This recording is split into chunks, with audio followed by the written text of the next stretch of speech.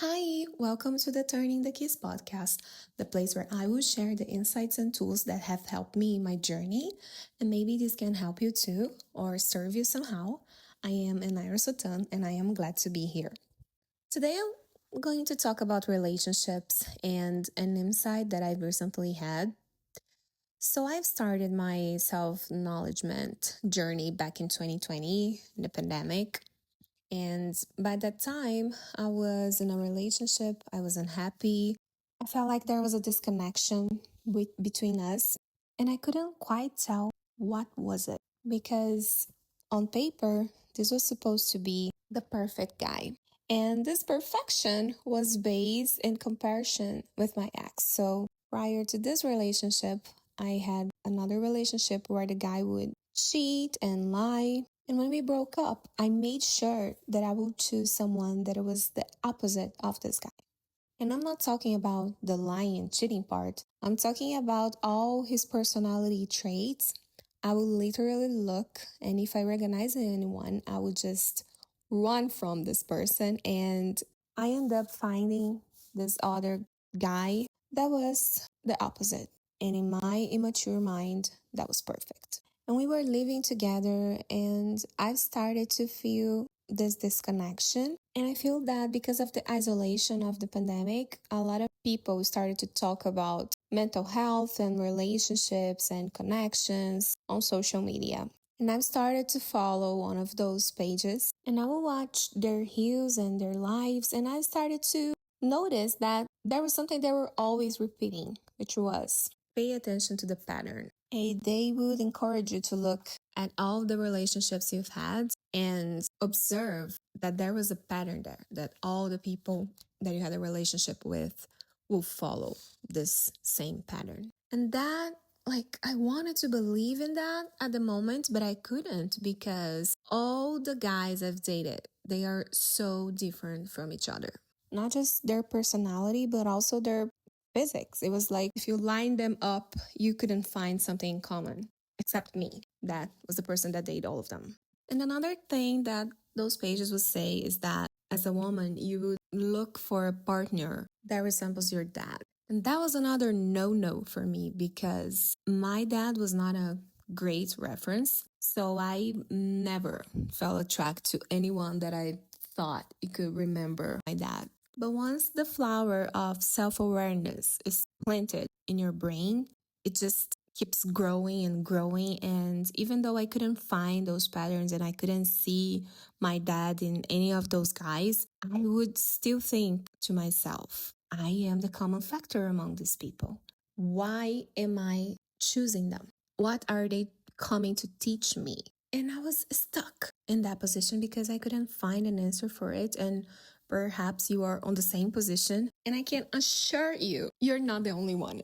I was watching this show called Couples Therapy, which is like a reality TV slash documentary kind of show where a couple sits in front of a psychologist and do therapy, right? And I love the premise of the show, so I started to watch it. And there was this episode, and there was a couple that were kind of stuck in a dynamic that it was not good for them. And they couldn't get out, neither couldn't identify why were they unable to get out. And then the therapist tells that they have two options. They could either say they're tired of it and break up, or they could dig deep into it. And in order to do so, they wouldn't have to look into some family dynamics.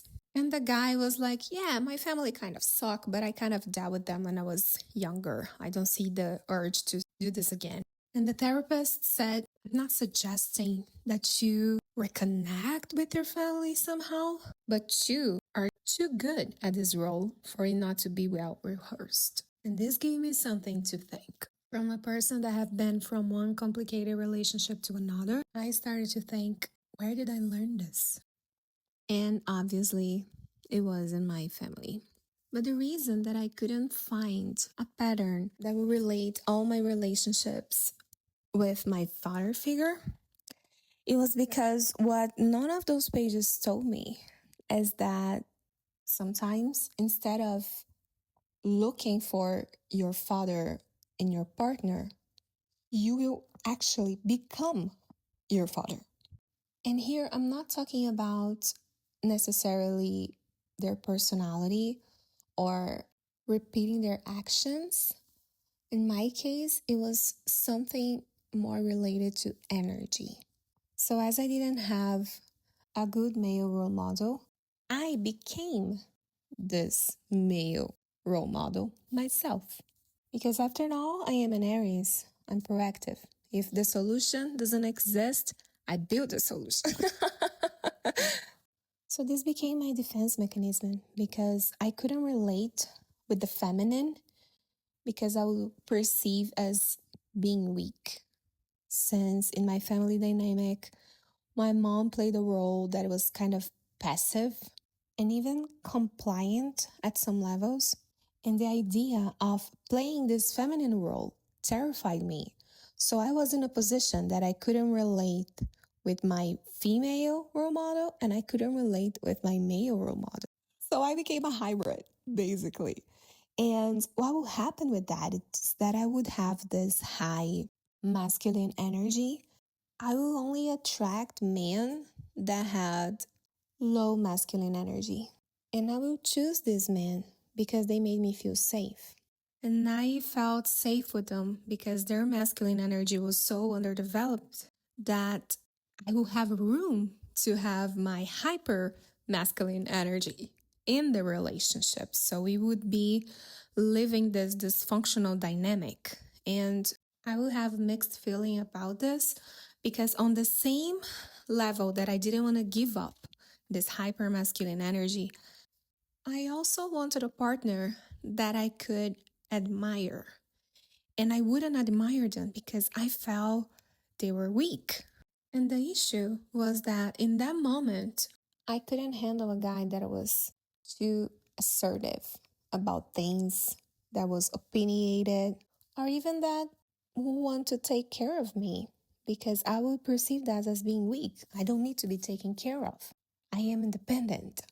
So it wasn't clear for me what all these guys had in common because they will all manifest this low masculine energy in a different way.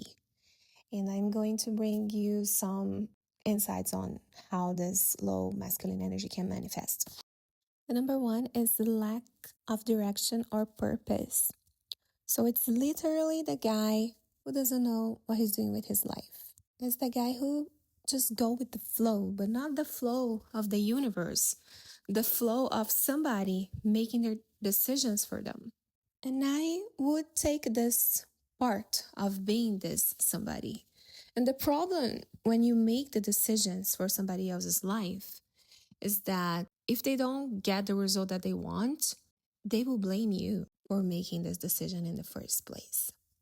And I put myself in this position a couple of times. Number two is weak boundaries. So, you know, the guy that would run from a confrontation like his life depend on that, it is almost impossible for them to sit and have a tough conversation. And when they do, they can call you out and kind of try to blame you for it, saying that, oh, this is so much drama. I don't want this. I want a peace.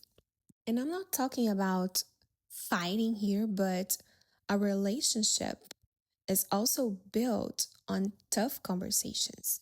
You don't need to have them every day, but you do have to have them at a certain moment. And if you are in a relationship with somebody that is incapable of doing this, then it's likely not going to be a relationship that is going to grow in a healthy way. Number three is overdependence. And this was particularly very difficult for me because I like my freedom. I really do. For me, there is no love without freedom. And in those situations, I will feel suffocated because it was like all my sense of identity was being lost and I was not me anymore. I was we. Yes, when you become a couple, you do things together and you sometimes count on the opinion of that person to make a decision. But for me, it doesn't mean that I have to do everything. for the person. I still like to have my own hobbies and I still like to have conversations with my friends and even go out with my friends without this person. And I feel that sometimes when the man doesn't have this heel masculine energy, they would try to merge in a relationship. Like, there's no me without you, and there's no you without me. And people post that on anniversary celebrations. And I see many, many, many relationships like that. And I never wanted to be in a relationship like this. But I was at some point, and I remember feeling guilty on not being able to be as present as this person needed. Number 4, emotionally repressed. It's this guy that looks completely numb. Like, you can't see emotions showing up. You don't know if this guy is sad, if he's angry, if he is happy, or if he's horny. You don't know because he doesn't show you any emotion. And at the first sign for you that is coming from a place that is turbulent, this can look like calm. This can look like the peace you were expecting. Oh my God, okay, now I don't need this ups and downs anymore because this person is stable. But it's not a stability, it's just being numb.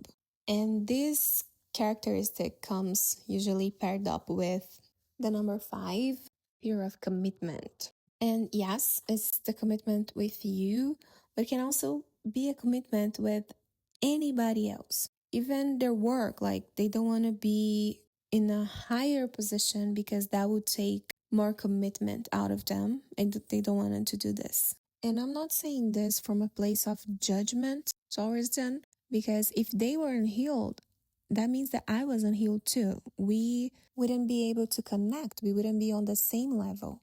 They were manifesting their wounds in a certain way, and I was manifesting my wound in my own way. My way to manifest it was hyperdependency. And this lack of ability on asking for help when I need it or letting me be taken care of every once in a while.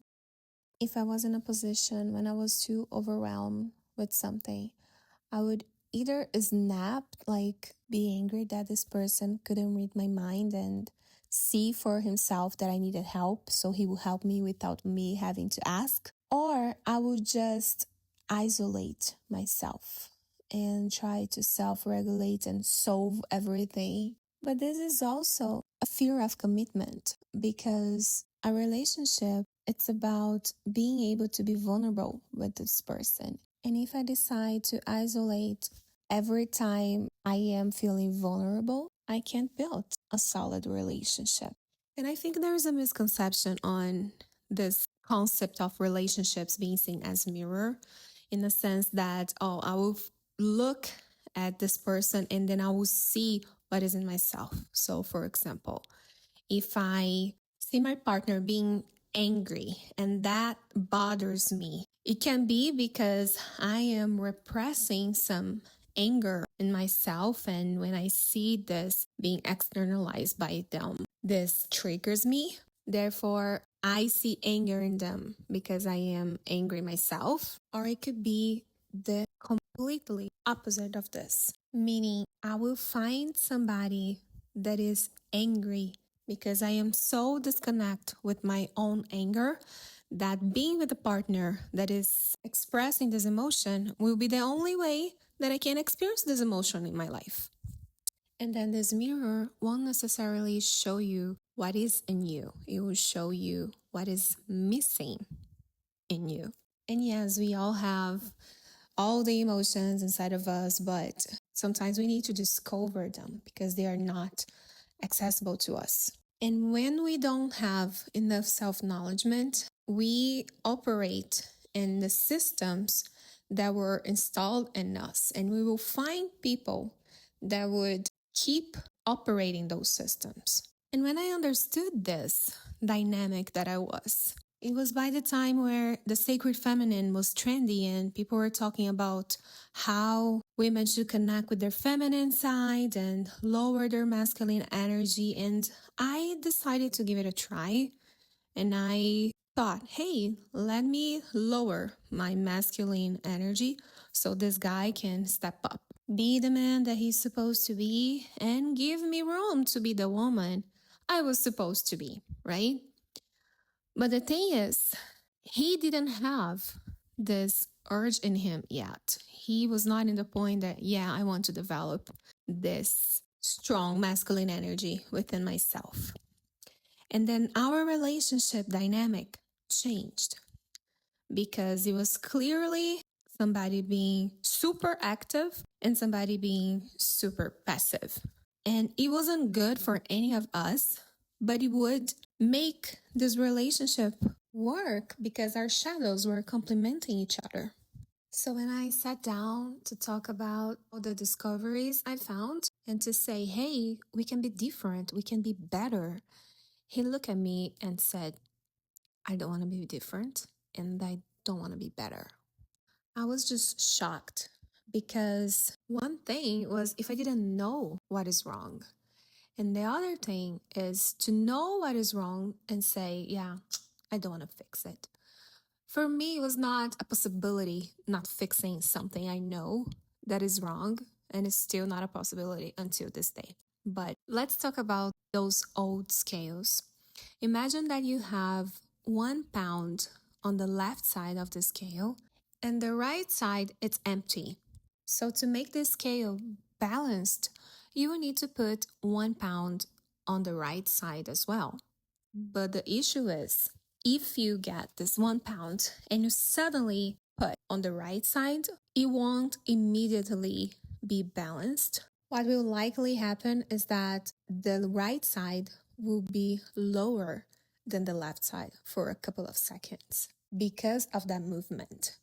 And when the waves from that movement settle down, then the scale will be balanced. And I like this visual representation because I believe that this is what happens when we try to balance ourselves.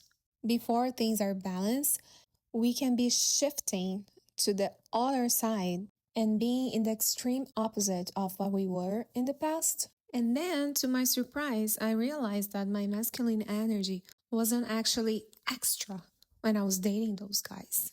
My feminine one was on the underground level, but the masculine was where it's supposed to be.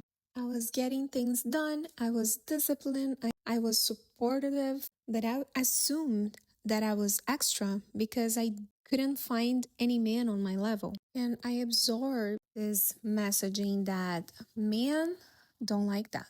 Men like women, they are more passive. And this is an easy assumption to make because we base on the construction that we made watching movies and reading books and princess stories. And it's also this idea of somebody that is going to complete you, and never the idea that you should be complete by yourself and meet somebody that is complete too, and you will excel. But I couldn't see this conception of union. I could only see division. And if I am this in the relationship, I cannot have another person to be like this. I need somebody that is opposite. So we will be complementing each other. And I started this journey of being less and internalizing that idea that the solution to all my issues was just to find a good guy to take care of my problems, to resolve things for me.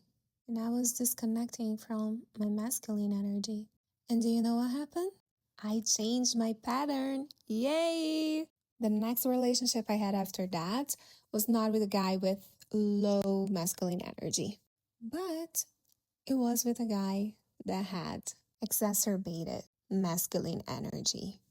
And it was clearly not what I was looking for either. So I was facing this conundrum like, okay, I know what too much looks like. I know what too little looks like. How does healthy looks like? And I could only find this answer looking inside of me and looking at my own masculine energy. I haven't found in a guy that I dated yet, but fingers crossed, guys. Pray for me, everyone. And coming back to that scale example, the mistake I've made was that to balance my scale, instead of putting more weight on the side that was, lower, I removed the weight from the side that was already there. Meaning, instead of growing my feminine energy, I just lowered my masculine one. And this mistake I've made, I see that we do as a society too. So we are coming from decades and centuries of women not having any rights, of being oppressed. And the feminist movement arise to say, hey, enough is enough. This movement have done amazing things to women all over the world. I relate to this movement very much, and I am proud to call myself a feminist because this movement should not be about hating men, it should be about saying we have the same rights. But I see that sometimes that is not the case. I see a lot of people, men and women, hide their wounds behind this movement and create this concept in their heads that men are awful. And it was so funny because a little man made me thought about this. My son is now obsessed with stickers, especially the bear sticker. So the other day he was super tired and it was bedtime and he was fighting to not go to bed. And he would look at me and say, Mommy, no bear sticker, no bear sticker. Like, woman, don't you get it? But I never offered any bear sticker. It was all in his head, right? So he was insisting, no bear sticker, no bear sticker. And I assure him, it's okay. Mom is not going to get to the bear sticker. You can night-night. The bear sticker will be in the closet. And then we read our books, sang the goodnight song. I put him to sleep, turned the light off, and left the room. And I knew he was exhausted, but he wouldn't sleep. And I was looking at him and the monitor, and he was moving and he was calling, Mommy, Mommy, Mommy. And I was watching the monitor to see if he would self-soothe, but he was not. So I opened my door and asked, Hey, boo, are you okay? And this boy, the minute he listens to my voice, he said, Mommy, the bear sticker. And he starts whining. And then I asked, Do you want the bear stickers? He said, Yeah. So I grabbed the bear sticker. I go back to his room. I put the sticker on his hand, kiss him, and say night night. Before I reach the door, this boy was sleeping. And then this made me thought that we can be like that, being adults. Because sometimes we are like, I don't want this. I don't want this. The difference is that instead of saying, Mommy, I don't want this, we are like God or the universe or telling your friends or even yourself, I don't want this. I don't want this. I don't want this. But clearly, it's everything you can think about. It's all you want. And then we see things like men are dangerous. And if men didn't exist, the world would be more peaceful. But would it? I remember having boy crisis and talking to my friend that is a lesbian. And I was like, oh my God, girl is so lucky. Because if I like women, my life would be so much better. And then she answered me, you have no idea how crazy women can be too. And I was, okay, point taken. And all of this to say that people are not bad. They are just lost. And the relationship field is where shit hits the fan because it's the place where the illusion that somebody else can complete you and bring all the things that you are lacking. And sometimes we don't even know what is lacking. Sometimes we just have this emptiness and this desire to fill it up. And we jump into relationships to try to find those answers. And we will never find. We will only find more pain, more disconnection, more trauma. And even though you cannot be completed by other person, by looking at your past relationships, you can have an indication of what your pattern is because it says more about you than about the people you've dated. But maybe this pattern is not clear to you like it wasn't for me. So, to end this episode, I'm going to share an exercise that I've done and brought me a lot of clarity. In the description of the video, I'm going to leave a prompt that you can use on ChatGPT, and it will help you to identify what is the pattern present in your past relationships. And after identifying that, you can proceed to ask the chat the actions you can take to improve those patterns. It was really interesting when I did mine. So give it a try, okay? Thank you for your time. See you.